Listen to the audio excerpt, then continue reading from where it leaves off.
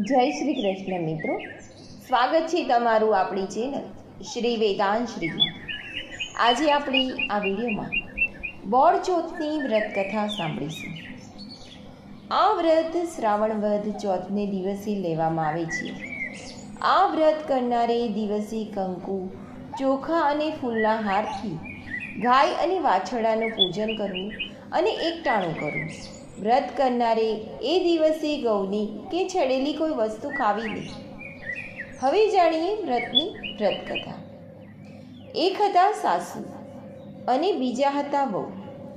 સાસુ બોળ ચોથને દિવસે નદીએ નાહવા માટે ગયા અને જતી વખતે વહુને કહેતા ગયા, અરે વહુ બેટા, આજે તો ઘઉંલો ખાંડીને રાંધી રાખજો ને। વહુએ કહ્યું, ભલે। એમના ઘરમાં એક ગાય હતી। ગાયનો એક વાછરડો હતો। એ વાછરડાનું રંગ ઘઉંના જેવું હતું અને એનું નામ એમણે ઘઉલો પાડ્યું હતું।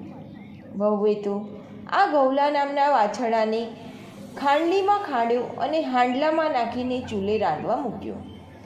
આવીને સાસુએ પૂછ્યું એટલે વહુએ તો જવાબ આપ્યો, અરે બા, ઘઉલાને ચૂલે તો ચડાવ્યો, પણ એણે ઘણો ઉત્પાત મચાવ્યો, ઘણું જોર કર્યું, માંડ માંડ ખાંડ્યો અને માંડ માંડ ચૂલે ચડાવ્યો।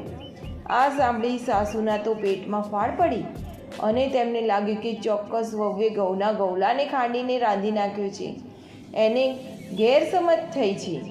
સાસુએ જ્યારે સાચી હકીકત જાણી ત્યારે આભી જ બની ગઈ।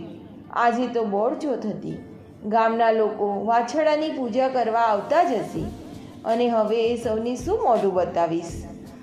સાસુએ તો ગૌલાવાળું હાંડલું ટોપલામાં મૂક્યું અને વહુને માથે મૂકીને ગામની બહાર ગયા અને હાંડલો ઉકરડામાં ફેંકી દીધું અને ઘરે આવીને સાસુ વહુ અંદરથી ઘર બંધ કરીને છાનામાના બેસી રહ્યા।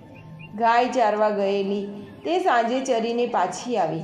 તેને ખબર પડી એટલે ગાય તરત દોડતી દોડતી ગામને પાદર ઉકરડા બાજુ ગઈ।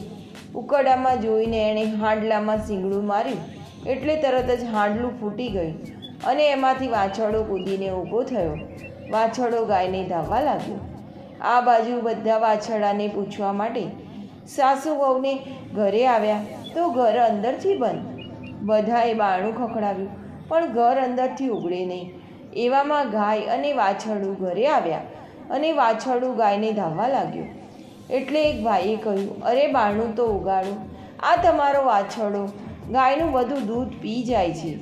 સાસુ વહુએ બારણાની તિરાડમાંથી જોયું તો ખરેખર ગાય ઊભી હતી અને વાછરડો ધાવતો હતો।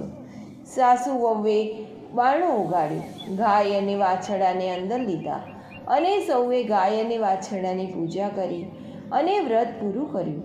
દર વર્ષે બોળ ચોથનું વ્રત કરવું, એ દિવસે વ્રત કરનારે દળવું પણ નહીં અને ખાંડવું પણ નહીં। આ વ્રત કરનારને આ વ્રત ગોરાણીની માફક જ ફળજો। જય બોળ ચોથ।